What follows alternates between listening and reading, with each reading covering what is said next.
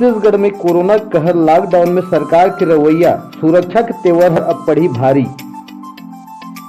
छत्तीसगढ़ के कोरबा जिला कटघोरा में कोरोना पॉजिटिव के बढ़ते संक्रमित व्यक्ति में अब अव्वल रायपुर, बिलासपुर, राजनांदगांव, दुर्ग, कोरबा, कटघोरा में मिले कुल 25 मरीज।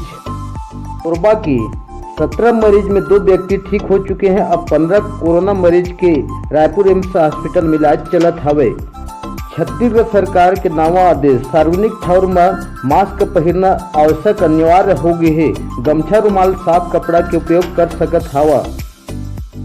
छत्तीसगढ़ में कोरोना वायरस के खातिर सरकार हर लॉकडाउन में बढ़ोतरी करही। वीडियो कॉन्फ्रेंस के मीटिंग में करी सहमति। छत्तीसगढ़ सरकार हर कोरोना वायरस ले निपटे के खातिर चौकसी के साथ तैयारी में हवे। रायगढ़ में घलो मंडावत है कोरोना वायरस के खतरा हर। रायगढ़ के चांदनी चौक बाईपास छातामुरा में जमाती मन के चलते कोरोना वायरस के खतरा हर मंडरावत है, जहां जमाती मन के तलाश के खातिर सरकार हर पहल करत है और सराहनीय कदम करके एक